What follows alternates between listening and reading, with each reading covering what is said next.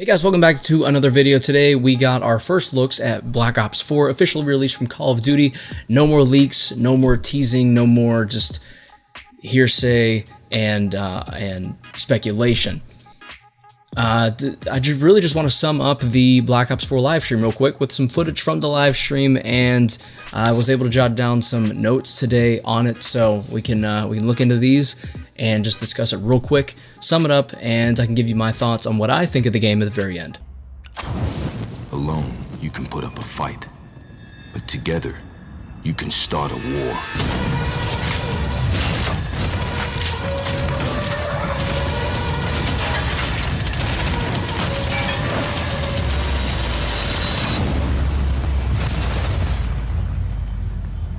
So firstly, we've got some familiar and new specialists that are going to be in the game, which means that the specialist system will be returning in some way, shape, or form to Black Ops 4. We also know that Black Ops 4 is based in, narratively speaking, between Black Ops 2 and Black Ops 3, which was something that was leaked and that we thought was going to be the case, and it has now been confirmed. A couple of the specialists are returning, like I said, one of them being Seraph, another one being Gravity Spikes dude, can't remember his name right now, forgive me. A couple of the new ones that they covered were Crash, who is a medic, and according to my notes, he can restore and give bonus health for a limited time and distributes an assault pack to resupply his teammates. And both of those things pretty much make him like a medic and a support if you've played Battlefield. Almost said Black Ops, but Battlefield games. The other one is called Recon, and he fires what they've called a center dart, and he shoots this into the world to reveal an area around it, a pretty large area, from what they said, to help detect enemies. He also has Vision Pulse, which is returning from Black Ops 3, but this time it's given to the entire team as well as the player using it, which kind of gives Vision Pulse a lot of potential to be overpowered. Along with that, like I said, Seraph is returning, and from what it looked like, pretty much the same Seraph that you'll know and love, pretty similar. And her counter is going to be Torque, and he sort of disrupts this flow of combat that they kept referring to in the live stream by placing razor wire and blocking certain areas and doorways that you can't get into because they're there. Firebreak is going to be another one, and he'll have area denial with reactor core, and that's basically going to be a reactor core that he places, and it just blocks off a certain area because you'll take substantial amounts of damage, possibly death. Return of League play to everyone is another thing. They really wanted to let everyone know that League play is coming back, and it'll be available to everyone, casual and professional and hardcore and core. Hardcore and casual alike. Healing is no longer automatic in the multiplayer. That's a really big deal. I think this is the first Call of Duty to ever do that. You'll have to manually do it by pressing a button, and they said that it'll be just as key as reloading your weapon. So this is going to be a really big part of the game. And you're not going to get any kills in Call of Duty unless you're reloading your weapon. Of course, if you use knives and you are these knives only, then that doesn't matter to you. But anyway, point is, it's a very big part of the game for a very large majority, if not all players. And this could be really interesting. The way they described it made it sound pretty interesting because tactical players now have the option to be more tactical, and they can choose when to break away from firefights and go heal if they need to or feel like they should. They said that more aggressive players can now wait for a second, heal up, and continue to aggress and be more aggressive. So we'll see how that goes. I feel like it could impede the flow of things a little bit, but maybe not. Moving on to what else I jotted down, which was the campaign. There's no traditional campaign in Call of Duty Black Ops 4. We got a leak of that, and it seems to be the case.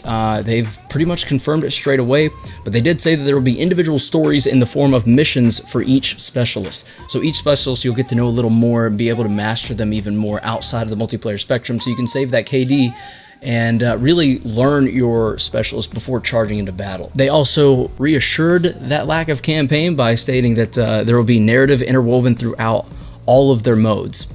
So I guess every mode's going to have some sort of story aspect. It's a really weird way of going about this. And they also really wanted to make it clear that this is going to be a game that is around for many years to come.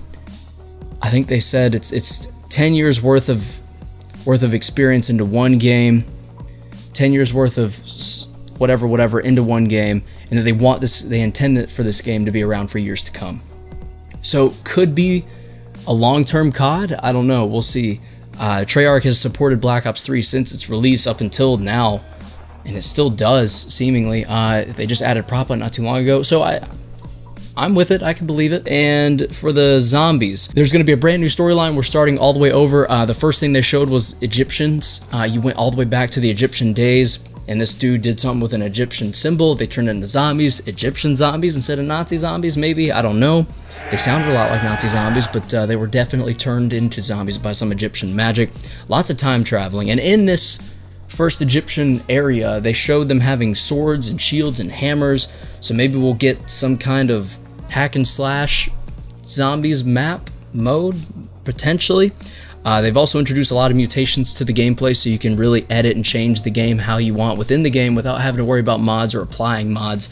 I guess that was sort of Call of Duty's way of allowing indirect mods without actually allowing them. Something about an evergreen mode to where, because of all the changes that you can make, they want zombies to really be able to explore its different potential modes and just be a strong staple for the community and really stick around and not get old, because let's face it, the same map, same modes, same zombies, same numbers, same everything gets pretty old pretty quickly. So if you can change things and tweak things, it's going to add longevity to the overall experience. They're introducing a new thing into zombies that's called callings, and these are going to be limited time community challenges, includes themed prizes. So I guess that means what they're doing right now in COD World War II, where you have the certain themed weapons around. I think it's War Machine is the going thing right now. So built around that theme are the weapons, the maps, and so on and so forth.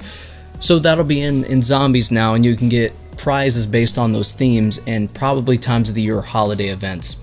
And Zombie Rush is going to be a new mode that's being introduced, and it apparently will simplify the flow for new players, but it will also allow a good challenge for grizzled, experienced players. I don't really know how. They didn't go into a lot of detail. They just mentioned that it's a new mode, that it's good for new players, good for the old hardcore zombie fans. So we'll just have to see how that goes. I know that they said you can crank up the difficulty as well, so you can just rip the difficulty knob off the chain and really give yourself a challenge if that's something you're into. Voyage of Despair is the other zombies map or experience. It looked a lot like the Titanic. He may have said that it was the Titanic, and he went to make a joke, and he totally missed it because he said something about this is really just the beginning or something like that. I don't know why you wouldn't have said tip of the iceberg, because he even mentions a big gray iceberg being only the first of their problems. Why would you not go for a tip of the iceberg joke? That bloody great iceberg is the least of our characters' worries. There is so much more to talk about, and this really is just the beginning. I don't know who wrote his lines for the live stream, but they totally missed the mark. I'm not disappointed, really. It's just a missed opportunity that would have been golden. PC. There was a lot of talk for PC, and it's the first COD to ever take advantage of Blizzard's service. Can't remember the name of that, but I'll put it on screen. Because I don't really play COD on PC. I've always been a COD console kind of player. I've just preferred shooters on console. And we're getting Battle Royale. Black Ops 4 has confirmed having a Battle Royale. It's going to be called Blackout. You'll apparently have access to land, sea, and air vehicles. They talked about all these different experiences and imagining them all in one mode. No idea what that means. We'll have to wait for future gameplay. Also, if you pre-order now, because it is now available for pre-order, you'll have access to the private beta. So that's going to be Black Ops 4. It's coming. We're going to have access to the pre-order already. We'll be getting more and more info as time goes on, but I just wanted to sit down and go over the live stream real quick as to what all happened, what all was introduced, and what all we saw, just so you don't have to go back and watch all, I think it's 45 minutes to an hour or something. So I watched it, took some notes, gave this summary. I think it's going to be looking like about 10 to 12 minutes, I think. So yeah, that was everything you needed to know for the Call of Duty Black Ops 4 live stream in under 10 minutes. And my personal opinion is, I'm curious. I don't think that I'm going to get the game just yet. Pre-order, I mean. I'm just not really sure I'm feeling it, but I'm curious. I want to see Battle Royale gameplay. I want to see what Blackout looks like, the Battle Royale mode.